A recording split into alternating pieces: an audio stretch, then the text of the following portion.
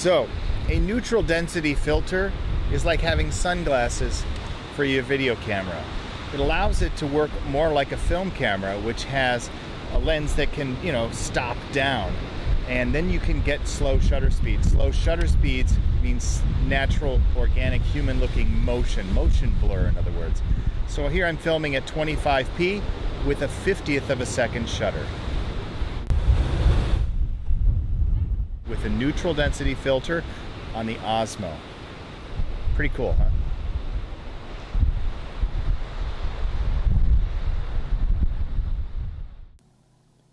Neutral density filters are numbered by how many stops of light they reduce from entering into the camera's sensor. This is an ND with 3 stops. And on my smartphone filmmaking rig with the anamorphic lens, I've already got one on here with 2 stops. And you can stack them together. So let's say it's really bright, summer, middle of the day. Not the best time to shoot sometimes, but sometimes you have to. You might even stack 2 of these together. So I can stack the 3 and the 2 and get 5 stops of light reduction going in before it hits the camera lens and before it hits the sensor of the camera. And on the Osmo, the one I was using in that little clip before was a rotating ND lens. And it can, as you turn it, change the stops between, 1 and 5, say. And the problem with these rotating lenses, you think, oh, it's great just to have an all-in-one lens. But in reality, these lenses tend to give the vignetting around the edges. I don't know if you I'll play that clip a little bit. You can see it darkening around the edges there, and it looks kind of strange. And you may want that effect, and if you do, get one of these cheap ND filters.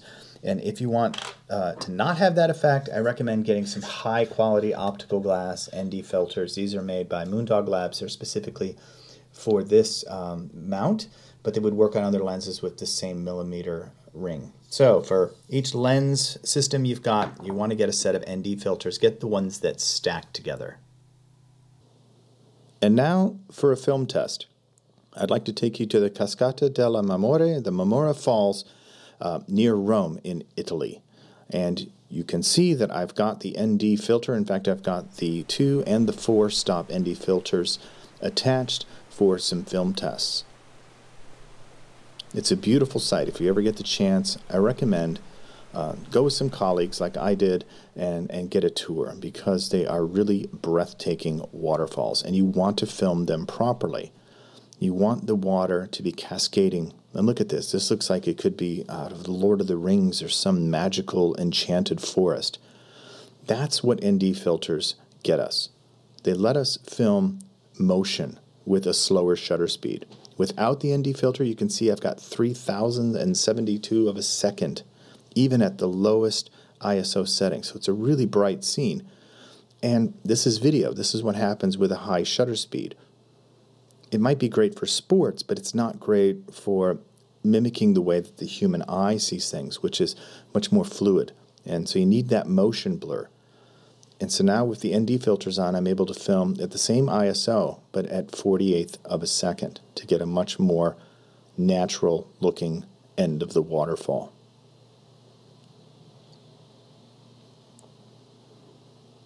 Look at this scene with all the mist coming off. That's when you really start to see the benefits of the small investment in your filmmaking. And of course, filming in anamorphic enhances the breadth and the immersion feeling.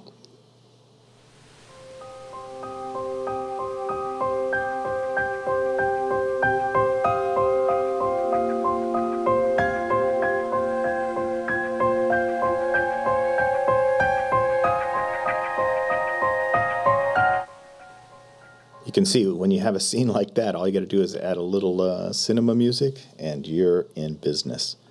But the same scene at the higher shutter speed just doesn't have the same drama. It's okay, it's video, but if you want it to look a little bit more like film, keep looking at some of the rest of the examples here from the waterfalls. One of the guiding principles for determining what shutter speed you want to go for is something called the 180-degree shutter, which was based around the way that old film projectors and film cameras used to work with a rotating shutter. I'm at 48th of a second because I'm filming at 24 frames per second. Again, cue the music, and you have a nice moment.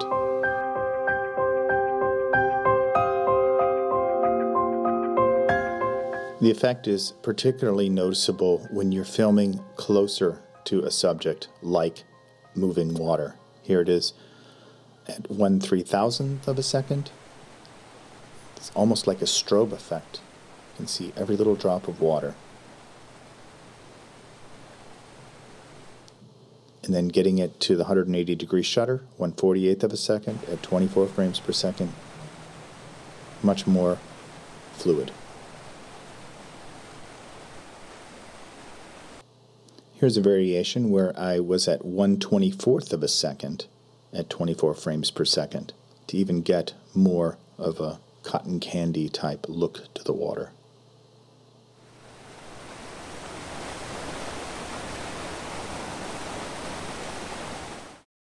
And here's the same framing with no ND filter and the default high shutter speed.